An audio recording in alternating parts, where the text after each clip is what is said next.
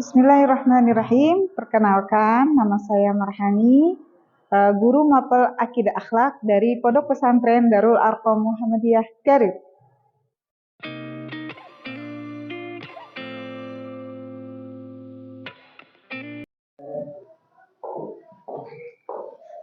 Assalamualaikum. Waalaikumsalam. Apa kabarnya Ananda hari ini?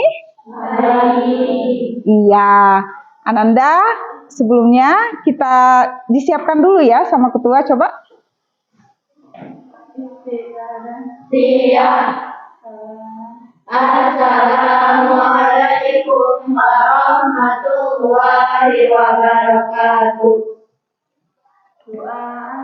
Bismillahirrahmanirrahim. Rabbi zidni ilman warzuqni fahman.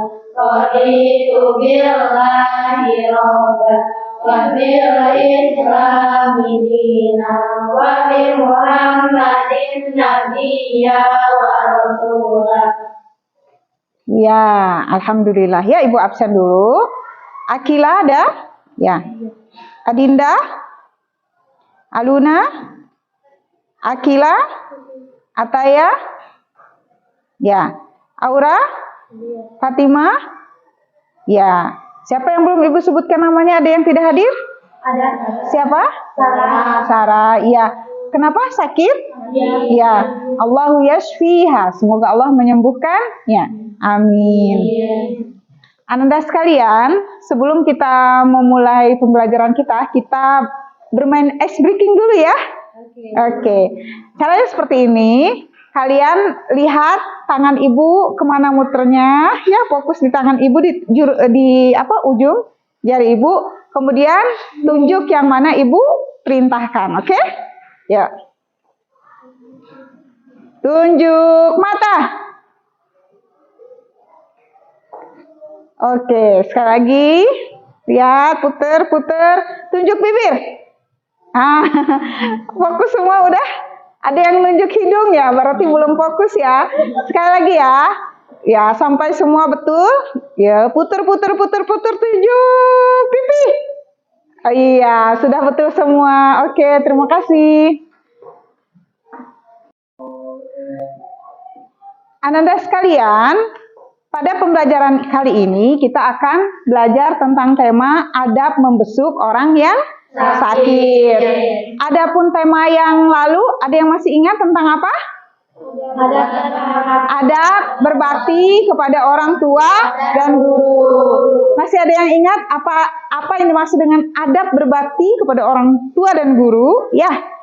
Berbuat baik, ihsan, sopan santun terhadap orang tua dan guru. Ya, bagus ya. Ada yang bisa menyebutkan dalilnya? Ya. Masya Allah, bagus sekali ya. Ada yang tahu pembagiannya diantaranya? Adab terhadap guru? Ya. Dan patuh kepada guru. Iya, ada lagi yang lain? Iya. Lalu berkenan kepada guru. Wah, sebagai penghormatan. Ada lagi, Neng? Kalau ya? Mendoakannya. Iya, mendoakannya. Ada lagi? Mengerjakan perintah atau instruksinya. Ya, oke. Ananda sekalian, bagus ya. Nah, kali ini Ibu akan memaparkan tentang adab membesuk orang yang sakit ya. Adapun pembelajaran kita kali ini bertujuan yang pertama mengamalkan sikap peduli, ya, responsif dan proaktif sebagai cerminan pemahaman dari adab membesuk orang yang sakit dalam kehidupan sehari-hari sehingga terbentuk pribadi yang cerdas, berkarakter dan dapat menyesuaikan diri dengan lingkungan. Kemudian yang kedua, Ananda dapat menyajikan hasil analisis tentang adab dan hikmah membesuk orang sakit dalam kehidupan sehari-hari sehingga terbentuk pribadi yang cerdas, berkarakter, dan dapat menyesuaikan diri dengan lingkungan. Sekarang Ibu tanya kepada Ananda sekalian, Ananda sering nggak atau suka nggak menjenguk orang yang sakit itu, baik saudara, tetangga, atau teman? Suka. Oh, bagus sekali. Nah, kalau misalnya lagi berkunjung itu, Ananda biasanya bagaimana adabnya? Sopan, terus tidak boleh berisik, apalagi menghargai orang yang sakit. Ada lagi? Bawa makanan, iya, Masya Allah, iya, bagus ya.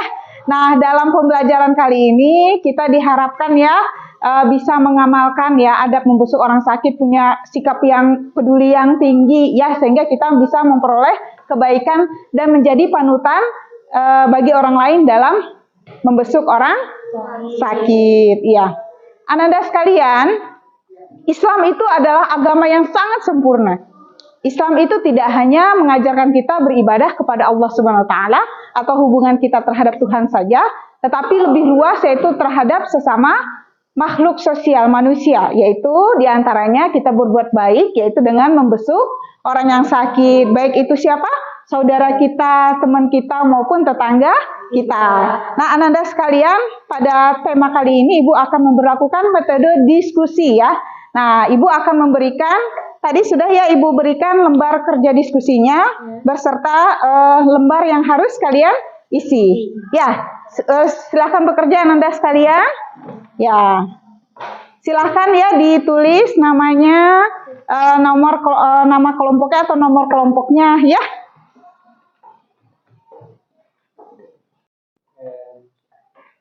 Ananda sekalian, sebelum kita memulai diskusi kita, alangkah baiknya kita tonton ceramah YouTube tentang adab membesuk orang yang sakit. Ya. Bahwa Allah bersama orang sakit. Abdi maritu falam ta'udni. Hai hambaku, aku sakit, kau tidak kunjung kepadaku. Lalu seorang hamba bertanya, wa kaifa? Bagaimana engkau sakit ya Allah, anta rabbul alamin, kau Tuhan semesta alam. Allah menjawab, ada hambaku fulan sakit, kau tidak kunjung kepadanya. Padahal kalau kau kunjung kepadanya, engkau akan menemukan aku bersamanya. Kebersamaan Allah itu maknanya apa? Orang itu membawa berkah. Orang sakit membawa berkah, membawa rahmat. Maka dari itu kita disunahkan, dianjurkan kunjung pada orang sakit. Tentunya dengan catatan di sini ya. Karena hari ini kita kisah ramainya virus corona dan sebagainya. Tentunya jika penyakit itu tidak diduga bakal menular kepada Anda. Kalau diduga bakal menular, Anda doa dari jauh saja. Mungkin kirim suara dan sebagainya. Dan bagi yang sakit, hendaknya kalau punya penyakit yang menular, hendaknya yakinkan orang di kiri kanan Anda agar tidak usah datang dan Anda puas. Supaya mereka tidak merasa kasihan, merasa sedih karena tidak bisa kunjung kepada Anda. Anda pastikan, tidak usah ke sini karena penyakit saya menular. Sampaikan begitu. Anda orang sakit yang hebat. Tapi bagi yang Anda ingin kunjung kalau itu sakitnya wajar, tidak bakal menular. Dan kalaupun Anda menular tapi ada cara-cara agar tidak tertular, Anda bisa kunjung dan ini sebuah kemuliaan yang luar biasa.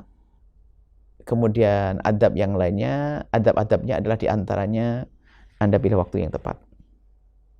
Makanya orang sakit paling enak adalah tidur. Kalau Anda datang, beliaunya tidur, jangan dibangunin gara-gara Anda datang.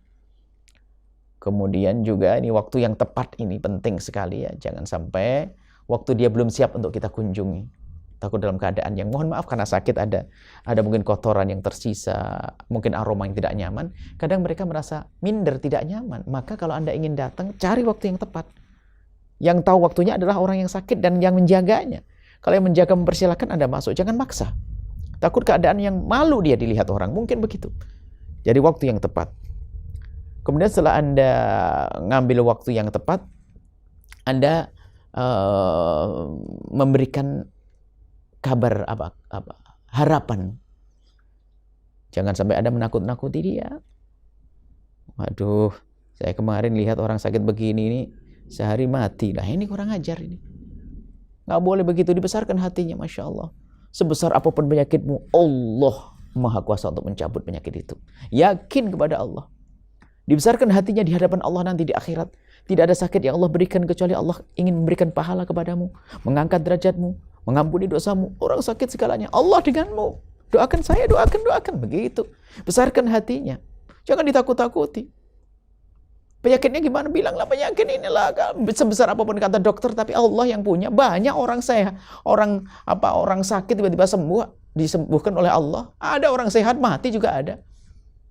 Insya Allah Anda orang sakit yang bisa sembuh. Besarkan hatinya seperti itu. Jangan ditakut-takuti.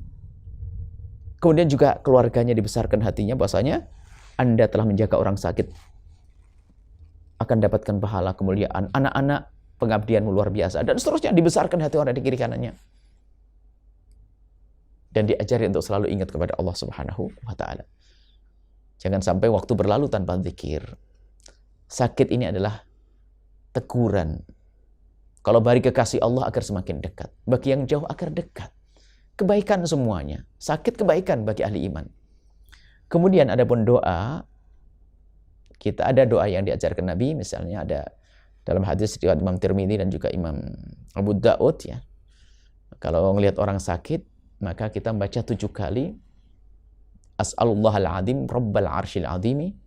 Aku mohon kepada Allah yang Maha Agung, rabbal arsyil azimi ayyashfiyaka. Aku mohon kepada Allah yang menguasai, memiliki arsy yang agung. Aku mohon kepada Allah yang Maha Agung yang memiliki arsy yang agung. Aku mohon agar menyembuhkanmu. Di hadis itu disebutkan akan disembuhkan oleh Allah. Akan disembuhkan oleh Allah ini. Kemudian juga ini adalah hadis ajaran dari Nabi SAW. Baca itu. Kemudian ada ruqyah yang diajarkan baca surat Al-Fatihah untuk orang yang sakit. Baca. Al-Fatihah. Semoga Allah memberikan kesembuhan. Al-Fatihah.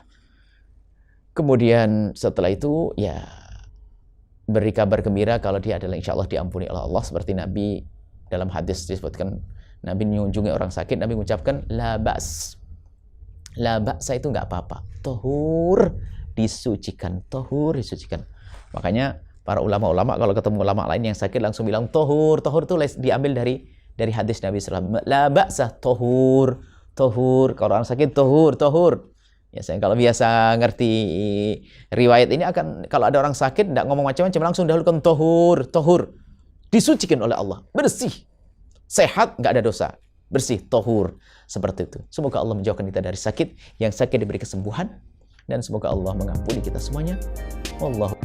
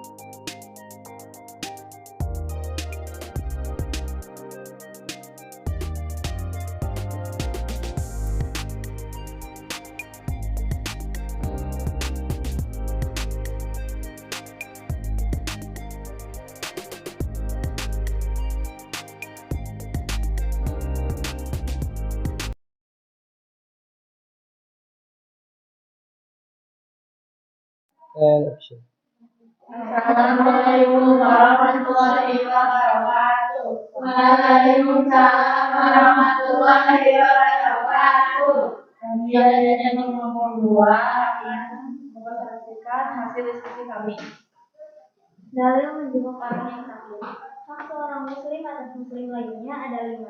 1. Menjawab salam. 2. Menjenguk orang yang sakit. 3. Mengangkat jenazah. 4. Memenuhi undangan. Dan 5. Mendoakan yang miskin. Adab menjenguk orang sakit. Menjenguk orang sakit merupakan perbuatan yang sangat mulia dan sangat dianjurkan oleh Rasulullah SAW. Namun banyak terjadi orang yang menjenguk orang sakit justru merasakan hati yang sakit karena hal yang kurang sopan yang tidak pantas dilakukan di depan orang sakit.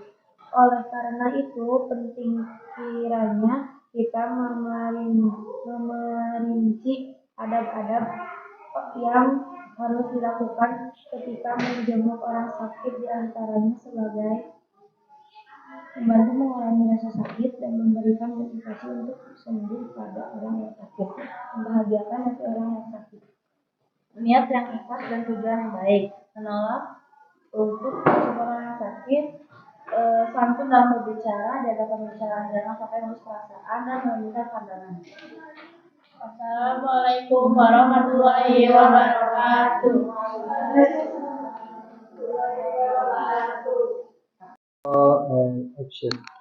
Assalamualaikum warahmatullahi wabarakatuh. Waalaikumsalam warahmatullahi wabarakatuh.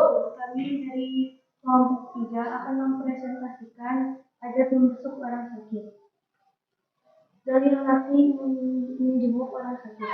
Hak seorang muslim atas muslim meninggal dan lemah. Satu menjawab salam, dua menjenguk orang sakit, tiga mengantar jenazah, 4 memenuhi undangan, dan 5 mendoakan yang bersih. Hadis riwayat Bukhari dan Muslim. Adab membasuh orang sakit. Di antaranya membimbing dan membantu talqin, dan apabila orang yang sakit sudah parah penyakitnya dan seperti mendekati ajal, maka hendaklah kita membimbingnya dengan mengucap kalimat talqin. Tidak membeda-bedakan keadaan, tetap menjenguk orang sakit tanpa membeda-bedakan keadaan, sekalipun berbeda agama. Hikmah menjenguk orang sakit. Yang pertama, menumbuhkan kesadaran peduli terhadap sesama manusia. Yang kedua, menjaga silaturahmi antara yang sehat dan yang sakit. Dan yang ketiga, meningkatkan kesadaran untuk selalu berbuat kebaikan kepadanya. Wassalamualaikum warahmatullahi wabarakatuh. Waalaikumsalam warahmatullahi wabarakatuh.